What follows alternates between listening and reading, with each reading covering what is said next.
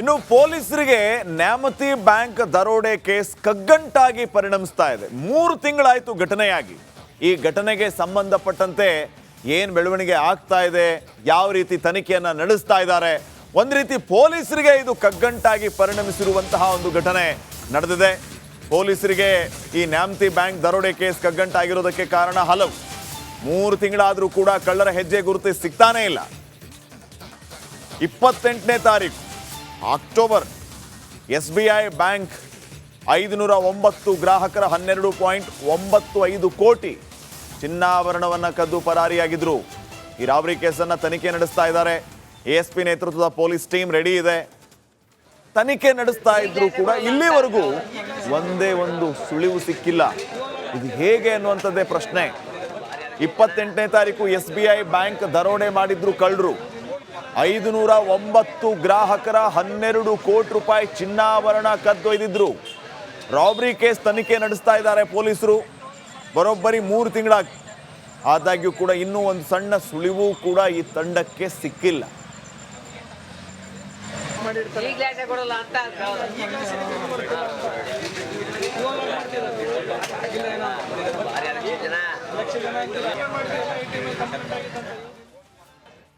ಈ ಬಗ್ಗೆ ಏನಷ್ಟು ಮಾಹಿತಿಯನ್ನ ನೀಡ್ತಾರೆ ಪ್ರತಿನಿಧಿ ವಿಠಲ್ ಈಗ ಫೋನ್ ಸಂಪರ್ಕದಲ್ಲಿ. ವಿಠಲ್, 3 ತಿಂಗಳಾಗಿದೆ. ಹಾಗಿದ್ರೆ ತನಿಖೆ ಯಾವ ಹಂತದಲ್ಲಿ ಸಾಗ್ತಾ ಇದೆ? ಅಪ್ಡೇಟ್ ಇರಬೇಕಾಗಿತ್ತು. ಅಂದ್ರೆ ಈ ರೀತಿಯಲ್ಲಿ ಆಗ್ತಾ ಇದೆ, ಸದ್ಯಕ್ಕೆ ನಾವು ಇಷ್ಟೊಂದು ಟ್ರ್ಯಾಕ್ ಮಾಡಿದೀವಿ, ಈ ತನಿಖಾ ಹಂತ ಇದೆ ಅನ್ನುವಂತಹ ಮಾಹಿತಿಯನ್ನ ಹಿರಿಯ ಅಧಿಕಾರಿಗಳಿಗಾದ್ರೂ ಕೊಡಬೇಕಾಗತ್ತೆ. ಅಂದ್ರೆ ಯಾವ ರೀತಿಯ ಸುಳಿವೇ ಇಲ್ಲ ಕಳ್ಳರ ಬಗ್ಗೆ ಅಂತಂದ್ರೆ ಹೇಗೆ ಸಾಧ್ಯ ಇದು? ಖಂಡಿತ ಶ್ರೀಪಾದ್, ಏನಂತಂದ್ರೆ ಈಗ ಘಟನೆ ನಡೆದು ಈಗಾಗಲೇ 3 ತಿಂಗಳು ಕಳೆದು ಹೋಗಿರುವಂತದ್ದು.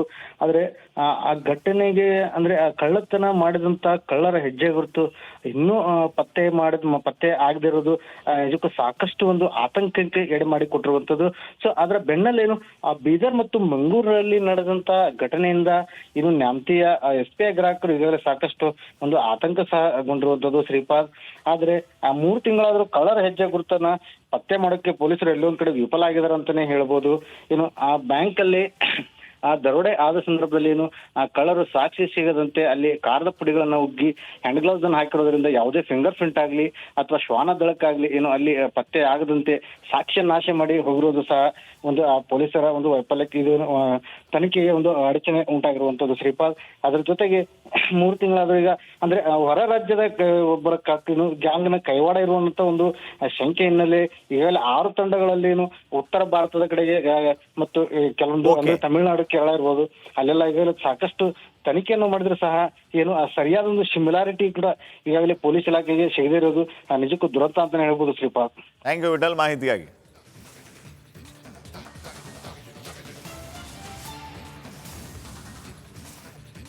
ಇನ್ನು ಪೊಲೀಸರಿಗೆ ನ್ಯಾಮತಿ ಬ್ಯಾಂಕ್ ದರೋಡೆ ಕೇಸ್ ಕಗ್ಗಂಟಾಗಿ ಪರಿಣಮಿಸ್ತಾ ಇದೆ. 3 ತಿಂಗಳಾಯಿತು ಘಟನೆಯಾಗಿ.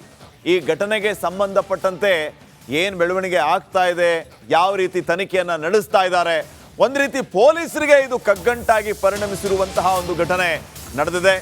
ಪೊಲೀಸರಿಗೆ ಈ ನ್ಯಾಮತಿ ಬ್ಯಾಂಕ್ ದರೋಡೆ ಕೇಸ್ ಕಗ್ಗಂಟಾಗಿರೋದಕ್ಕೆ ಕಾರಣ ಹಲವು. 3 ತಿಂಗಳಾದರೂ ಕೂಡ ಕಳ್ಳರ ಹೆಜ್ಜೆ ಗುರುತು ಸಿಗ್ತಾನೇ ಇಲ್ಲ. 28ನೇ ತಾರೀಕು ಅಕ್ಟೋಬರ್ SBI ಬ್ಯಾಂಕ್ 509 ಗ್ರಾಹಕರ 12.95 ಕೋಟಿ ಚಿನ್ನಾಭರಣವನ್ನು ಕದ್ದು ಪರಾರಿಯಾಗಿದ್ರು. ಈ ರಾಬರಿ ಕೇಸನ್ನು ತನಿಖೆ ನಡೆಸ್ತಾ ಇದ್ದಾರೆ. ASP ನೇತೃತ್ವದ ಪೊಲೀಸ್ ಟೀಮ್ ರೆಡಿ ಇದೆ. ತನಿಖೆ ನಡೆಸ್ತಾ ಇದ್ರು ಕೂಡ ಇಲ್ಲಿವರೆಗೂ ಒಂದೇ ಒಂದು ಸುಳಿವು ಸಿಕ್ಕಿಲ್ಲ. ಇದು ಹೇಗೆ ಅನ್ನುವಂಥದ್ದೇ ಪ್ರಶ್ನೆ. 28ನೇ ತಾರೀಕು SBI ಬ್ಯಾಂಕ್ ದರೋಡೆ ಮಾಡಿದ್ರು ಕಳ್ಳರು. 509 ಗ್ರಾಹಕರ 12 ಕೋಟಿ ರೂಪಾಯಿ ಚಿನ್ನಾಭರಣ ಕದ್ದೊಯ್ದಿದ್ರು. ರಾಬರಿ ಕೇಸ್ ತನಿಖೆ ನಡೆಸ್ತಾ ಇದ್ದಾರೆ ಪೊಲೀಸರು. ಬರೋಬ್ಬರಿ 3 ತಿಂಗಳಾಗಿ. ಆದಾಗ್ಯೂ ಕೂಡ ಇನ್ನೂ ಒಂದು ಸಣ್ಣ ಸುಳಿವು ಕೂಡ ಈ ತಂಡಕ್ಕೆ ಸಿಕ್ಕಿಲ್ಲ.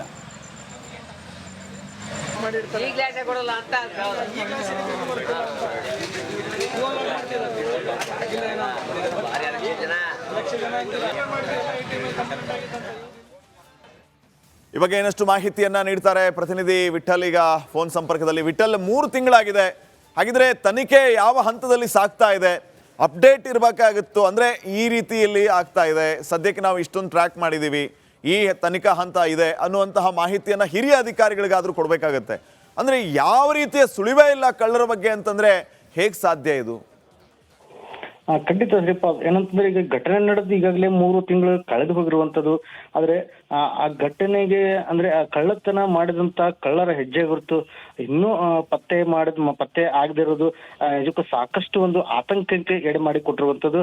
ಸೊ ಅದರ ಬೆನ್ನಲ್ಲೇನು ಆ ಬೀದರ್ ಮತ್ತು ಮಂಗಳೂರಲ್ಲಿ ನಡೆದಂತ ಘಟನೆಯಿಂದ ಇನ್ನು ನ್ಯಾಮತಿಯ SBI ಗ್ರಾಹಕರು ಈಗಾಗಲೇ ಸಾಕಷ್ಟು ಒಂದು ಆತಂಕ ಸಹಗೊಂಡಿರುವಂತದ್ದು ಶ್ರೀಪಾದ್.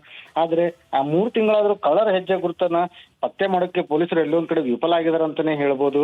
ಇನ್ನು ಆ ಬ್ಯಾಂಕ್ ಅಲ್ಲಿ ಆ ದರೋಡೆ ಆದ ಸಂದರ್ಭದಲ್ಲಿ ಏನು ಆ ಕಳ್ಳರು ಸಾಕ್ಷಿ ಸಿಗದಂತೆ ಅಲ್ಲಿ ಕಾರದ ಪುಡಿಗಳನ್ನ ಉಗ್ಗಿ ಹ್ಯಾಂಡ್ ಗ್ಲೌಸ್ ಅನ್ನು ಹಾಕಿರೋದ್ರಿಂದ ಯಾವುದೇ ಫಿಂಗರ್ ಪ್ರಿಂಟ್ ಆಗ್ಲಿ ಅಥವಾ ಶ್ವಾನ ದಳಕ್ಕಾಗ್ಲಿ ಏನು ಅಲ್ಲಿ ಪತ್ತೆ ಆಗದಂತೆ ಸಾಕ್ಷ್ಯ ನಾಶ ಮಾಡಿ ಹೋಗಿರೋದು ಸಹ ಒಂದು ಆ ಪೊಲೀಸರ ಒಂದು ವೈಫಲ್ಯಕ್ಕೆ ಇದು ತನಿಖೆಗೆ ಒಂದು ಅಡಚಣೆ ಉಂಟಾಗಿರುವಂತದ್ದು ಶ್ರೀಪಾದ್. ಅದ್ರ ಜೊತೆಗೆ 3 ತಿಂಗಳಾದ್ರೂ ಈಗ ಅಂದ್ರೆ ಹೊರ ರಾಜ್ಯದ ಒಬ್ಬರ ಗ್ಯಾಂಗ್ ನ ಕೈವಾಡ ಇರುವಂತ ಒಂದು ಶಂಕೆ ಹಿನ್ನೆಲೆ ಈಗಾಗಲೇ 6 ತಂಡಗಳಲ್ಲಿ ಏನು ಉತ್ತರ ಭಾರತದ ಕಡೆಗೆ ಮತ್ತು ಕೆಲವೊಂದು ಅಂದ್ರೆ ತಮಿಳುನಾಡು, ಕೇರಳ ಇರ್ಬೋದು, ಅಲ್ಲೆಲ್ಲ ಈಗಾಗಲೇ ಸಾಕಷ್ಟು ತನಿಖೆಯನ್ನು ಮಾಡಿದ್ರು ಸಹ ಏನು ಸರಿಯಾದ ಒಂದು ಸಿಮಿಲಾರಿಟಿ ಕೂಡ ಈಗಾಗಲೇ ಪೊಲೀಸ್ ಇಲಾಖೆಗೆ ಸಿಗದಿರೋದು ನಿಜಕ್ಕೂ ದುರಂತ ಅಂತಾನೆ ಹೇಳ್ಬೋದು ಶ್ರೀಪಾದ್. ಥ್ಯಾಂಕ್ ಯು ವಿಠಲ್ ಮಾಹಿತಿಗಾಗಿ.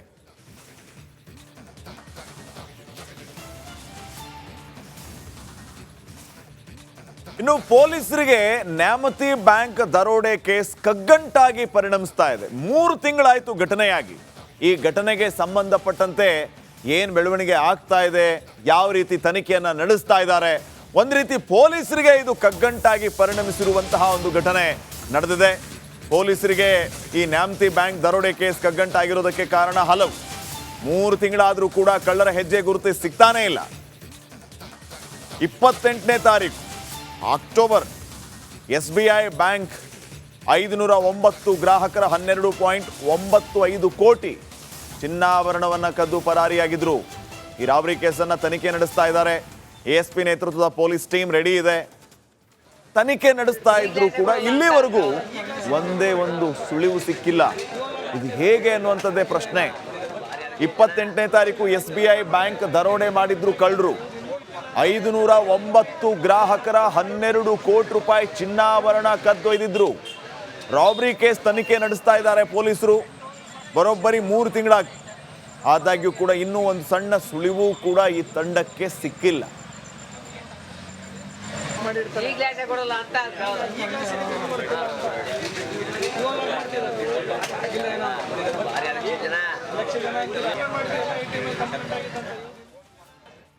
ಈ ಬಗ್ಗೆ ಇನ್ನಷ್ಟು ಮಾಹಿತಿಯನ್ನ ನೀಡ್ತಾರೆ ಪ್ರತಿನಿಧಿ ವಿಠಲ್. ಈಗ ಫೋನ್ ಸಂಪರ್ಕದಲ್ಲಿ ವಿಠಲ್, 3 ತಿಂಗಳಾಗಿದೆ, ಹಾಗಿದ್ರೆ ತನಿಖೆ ಯಾವ ಹಂತದಲ್ಲಿ ಸಾಗ್ತಾ ಇದೆ?